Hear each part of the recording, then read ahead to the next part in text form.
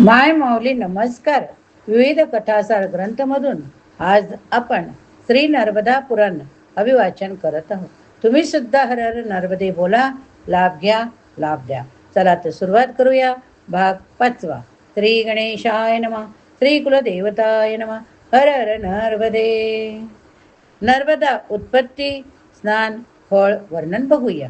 श्री मार्कंडेय म्हणाले, आता दुसऱ्या प्रलयाचा वृत्तांत सांगतो, लक्ष देऊन ऐका. ज्यावेळेस तुम्ही ऐकता त्यावेळेस जर डोळ्यासमोर चित्र उभे केले तर खरोखर आपल्याला खूप आनंद मिळतोय. नर्मदे मैयाचं दर्शन पण होतंय. 12 सूर्यामुळे चराचरात्मक जगभस्म झाले.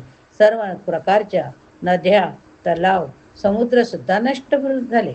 सर्व विनाश झाल्यावर अनेक रूपाच्या इंद्रधनुष्याने शोभित झालेल्या ढगांनी आकाश भरून गेले. सर्व जलमय झाले. सर्व समुद्रमय झाल्यावर सर्व जगाला उदरात घेऊन भगवान शंकर आपल्या प्रकृतीचा आश्रय घेऊन झोपले. योग स्वरूप जे प्रजापती हजारो युगापर्यंत त्या समुद्रात झोपून राहिले. ब्रह्मलोक निवासी असलेले भृगू, सनक आदी ऋषींनी अनेक आसनांनी युक्त असलेल्या शयन कक्षामध्ये त्या महात्मा महादेव शंकराला सपत्नी पाहिले. विश्वरूपधारिणी ती नारी विश्वरूप महेश्वर दोघे शेजारी झोपले होते. त्या अव्यय अविनाशी प्रकृती पुरुषाला मी सुद्धा पाहिले. त्यानंतर त्यांच्या चरणाजवळ जाऊन पद्म लक्षणाने सुंदर कटिभाग असलेल्या त्यांची चरण सेवा करणाऱ्या सुंदर कन्येला सुद्धा मी पाहिले. सुंदर निर्मळ वस्त्र घातलेली, नागरूपी यज्ञोपवीत धारण केलेली, सर्व आभूषणांनी भूषित कमलनयनी श्यामा तेजस्वी 16 वर्षीय कन्येला मी पाहिले. अशा प्रकारे हजारो युगांपर्यंत ती सुंदर विदुषी, ती नर्मदा झोपलेल्या देवदेवी वेशाची सेवा करत होते. अशा प्रकारे 4 युगापर्यंत ती सुंदर विदुषी नर्मदा आपला मानसपुत्र भृगू यांचे बरोबर अविनाशी शंकराची स्तुती करत होती. राजन 4ही वेद मोठ्या भक्तीने योग्य त्या मंत्राने स्वरूप स्थित शंकराची ईश वंदना करत होते. ते वेद समुद्रात लुप्त झाले. वेद लुप्त झाल्यामुळे अज्ञान अंधकार वाढला. तेव्हा भगवान ब्रह्मा झोपलेल्या भगवान शंकराला जागे करण्यास आले. ब्रह्मा म्हणाले, सर्वांचे पाप तापहरण करणाऱ्या पिवळे नेत्र असलेल्या पिंगाक्ष महेश्वरा, तुम्ही उठा. मला दिव्य ज्ञान रूपात प्राप्त झालेले वेद, ज्यामुळे मी सृष्टीचे कार्य पूर्ण करत होतो, ते वेद लुप्त झाले. ते वेद पुन्हा मिळण्याकरिता मी आपली स्तुती करत आहे. दिव्य अदिव्य चराचरात्मक लौकिक अलौकिक संपूर्ण जग सर्व वेदांनी व्याप्त झाले. वेदांच्या ज्ञानानेच अतीत भूत आणि वर्तमानातील गोष्टींचे स्मरण करून त्यांची सृष्टी करत होतो. वेदांशिवाय मी स्वतः मुका आंधळा स्तब्ध झालो. वेदांशिवाय माझी गती, ज्ञान, शक्ती, अभ्यंतर बळ, उत्साह नष्ट झाला. हे देव देवेश, वेदांशिवाय माझी स्मरणशक्ती नष्ट झाली. ईश, ताबडतोब वेदांना देण्यास तुम्हीच समर्थ आहात. हे संपूर्ण चराचर जग त्यांच्याशिवाय जड, आंधळे आणि विवेक ज्ञानशून्य होय. हे देवेश, 14 लोक अशोभनीय होत आहे.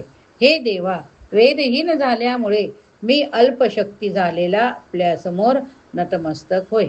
वेदांपासून हा सारा संसार उत्पन्न होतो, स्थायी किंवा अविच्छिन्न समोर येत नाही. ज्याप्रमाणे सूर्याचा उदय झाल्यावर सर्व अंधकार नष्ट होतो, त्याप्रमाणेच वेद धारण केल्यावर सर्व पाप नष्ट होते.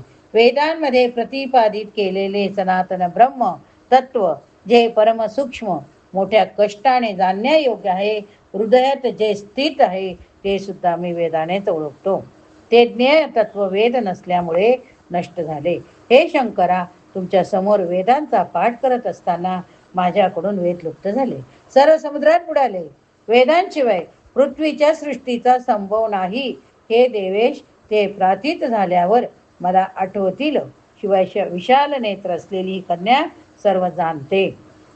येथे 1000 युगांपर्यंत ती जागी आहे. हे शिव, अशी दुसरी कोणी नाही. हे महादेव, परमबुद्धिमान महात्मा ऋषी मार्कंडेय सुद्धा प्रत्येक कल्पात तुमची उपासना करतात. त्रिलोकीच्या कल्याणाकरिता उत्तम व्रत करणाऱ्या ब्रह्माने असे म्हटल्यावर भगवान शंकर मधुर वाणीने त्या श्रेष्ठ नदी नर्मदेला म्हणाले, ब्रह्माकडून वेदांचे हरण कोणी केले हे ब्रह्मासमोर तू सांग. रुद्र असे म्हटल्यावर ती मृगनयनी म्हणाली, हे महेश्वर, तुम्ही झोपल्यानंतर वेदांचा जप करत असलेले ब्रह्मा या भयंकर समुद्रात आपली शुद्ध हरपले. पूर्ण कल्पात देवांना सुद्धा दुर्जय असलेले तुमच्या द्वारा प्रथम प्रकट झालेल्या सुरसुरांमध्ये परमपराक्रमी असलेल्या मधु कैटभ दानवांनी सूक्ष्म वायुरूप शरीर धारण करून वेदांचे हरण करून महासमुद्रात गेले. महातेजस्वी श्री शंकराने अमृता श्री नर्मदेचे वचन ऐकून देवश्रेष्ठ शंख चक्र गदाधारी श्री विष्णूचे ध्यान केले. महाराज, देवश्रेष्ठ ते भगवान विष्णू सर्व देवतांचे पूजित दानवांचा नाश करणारे आहेत. तेव्हा ते मत्स्य रूप धारण करून पृथ्वीच्या खाली प्रविष्ट झाले. त्यांनी समुद्र घुसळला. भगवंताने पाताळात ठेवलेल्या त्या वेदांना पाहिले. दैत्याला मारणाऱ्या भगवान विष्णूने त्या दोन पराक्रमी वीरांना पाहिले. ताबडतोब महावेगवान मोठ्या भुजा असलेल्या त्या कैटभ दैत्याचा वध केला. चक्रधारी जगद्गुरु श्री विष्णू त्या वेदांना घेऊन आले, ब्रह्माजीला दिले. त्यानंतर भगवान ब्रह्मा वेदांना घेऊन प्रसन्न झाले. पुन्हा चराचर रूपी संपूर्ण जगाची उत्पत्ती केली. तेव्हा सर्व जीवांना पवित्र करणारी श्री शंकराची सेविका असलेली पुण्य नदी नर्मदा पूर्ववत जलस्वरूपात वाहू लागली. त्या नर्मदेच्या तटावर देवता, ऋषी, तपोवन, महात्मा प्रसन्न चित्ताने भगवान शंकराची पूजा करावयास लागली. शंकराची एक मूर्ती त्रिगुणात्मक होऊन ब्रह्मा विष्णू शिवाच्या रूपात अन्य कारण भावाने प्राप्त होऊन सृष्टी स्थिती प्रलय करते, जन्म पालन संहार. जे अज्ञानाने या तीन मूर्तीमध्ये भेद करतात ते पापात्मा पुरुष धर्म आणि सिद्धीला प्राप्त करू शकत नाही.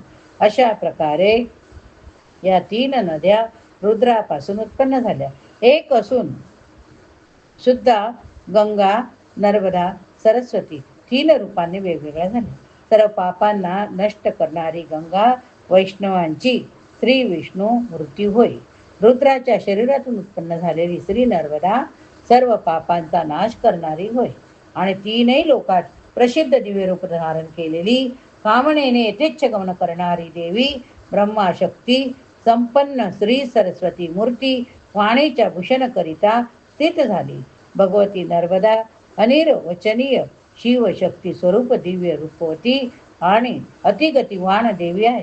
सर्व भूतांमध्ये व्याप्त असलेली अत्यंत सूक्ष्म मृत्यूलोकांची अमर मूर्तिकला कधी क्षय न होणारे अमृत सुनी नर्मदा स्वर्गाची उत्तम शिडी होय. जो पुरुष नर्मदेचे जलपान करतो तो सर्व पापसमूहातून मुक्त होतो.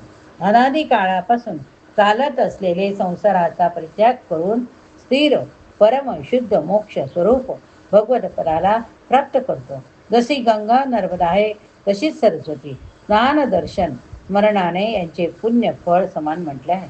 वरदानाने ही महाभागा नर्मदा विद्वानांद्वारा श्रेष्ठ सांगितली गेली.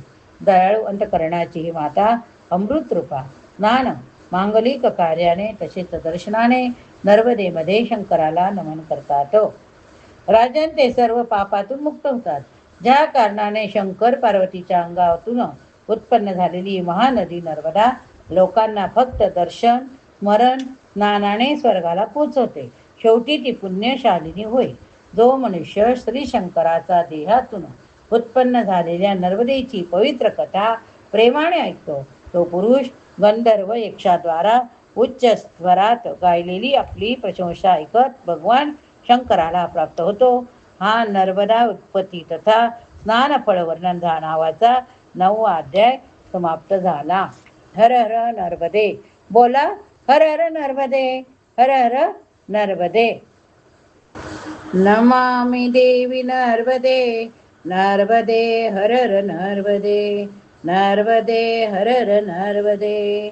ओंकार प्रभवा देवा, ओंकार प्रभवा स्वराः, ओंकार प्रभवं सर्वं, ओंकार सचराचर.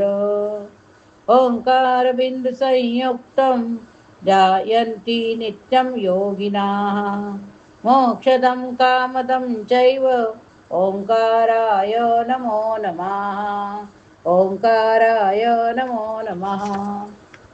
पुढील भागात आपण प्रलय काळात नर्मदा स्थिती वर्णन, नर्मदा स्नान, शिवत्व प्राप्ती वर्णन करूया.